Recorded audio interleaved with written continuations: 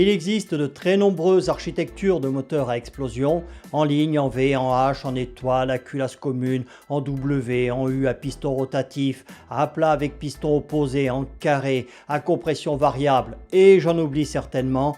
Nous aujourd'hui, on va parler des moteurs à plat avec vilebrequin central et des boxers, les deux étant souvent confondus alors qu'en fait, ce sont des moteurs assez différents.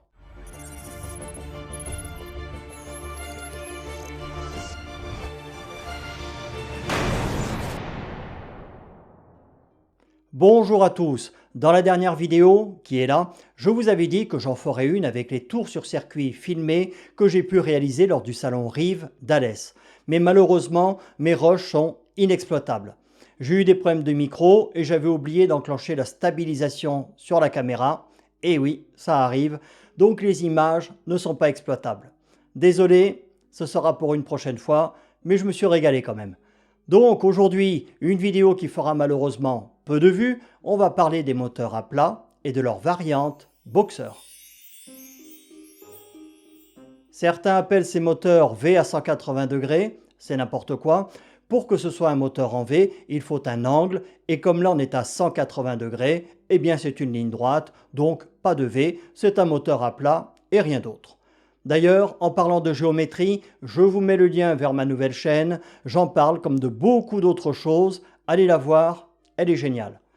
Pour la petite histoire, le moteur à plat a été conçu par Carl Benz en 1896 et ce sont des moteurs beaucoup plus courants qu'on ne le pense.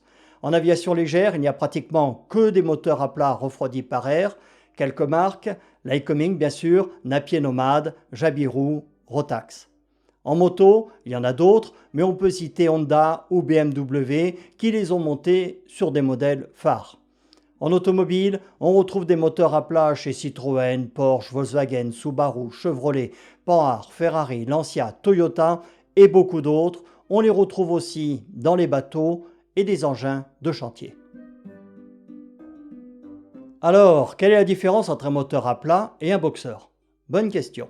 Et bien sûr, un moteur non boxer, les deux bielles des deux pistons opposés sont attachés au même maneton. Ça en fait des moteurs compacts, plus légers, et lorsqu'un piston monte, eh bien l'autre descend. Ils sont en parfaite opposition. Donc, lorsque le premier est à son point mort haut, celui d'en face est à son point mort bas.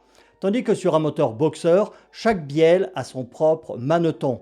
Ils sont donc un peu moins compacts, plus lourd, plus onéreux à fabriquer, mais l'avantage, c'est qu'on peut caler chaque piston comme on veut par rapport à son opposé, même si en principe, on les cale en miroir, comme ça ils sont point mort haut et bas en même temps.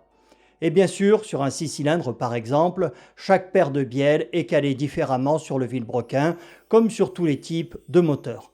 Alors, je ne suis pas ingénieur ni spécialiste en mécanique, mais il semblerait que le boxer par rapport au moteur plat ordinaire présente les avantages d'être plus souple, plus coupleux, d'avoir moins de vibrations, d'offrir un meilleur rendement et de consommer un peu moins.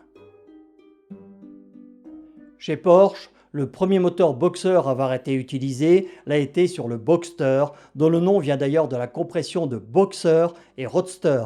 Une seconde anecdote, lorsque Ferrari avait présenté la BB 512, Berlinetta Bialbero, les journalistes ont transformé son nom en Berlinetta Boxer, nom qui est resté alors que ce n'est pas son vrai nom et qu'elle est équipée d'un sublime 12 cylindres à plat, non boxer.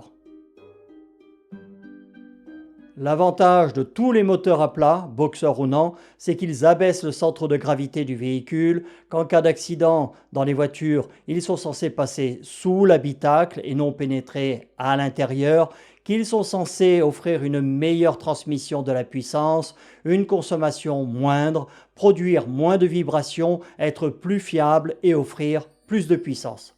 Rien que ça. Au niveau des défauts, comme il y a deux rangées de cylindres et deux distributions, ils sont plus onéreux et complexes à concevoir, fabriquer et entretenir. Et comme ils sont quand même beaucoup moins courants que les autres types de moteurs, sauf en aviation légère, il est parfois plus compliqué de trouver des mécanos qui savent bien les entretenir. Voilà ce que je pouvais vous dire sur ces deux types de moteurs. En conclusion, je dirais que tous les plats ne sont pas des boxeurs, mais que tous les boxeurs sont des plats et que toutes les voitures qu'ils équipent, ou presque, sont des légendes.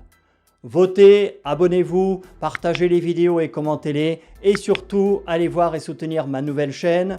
Le lien est dans le descriptif et ici. Salut à tous!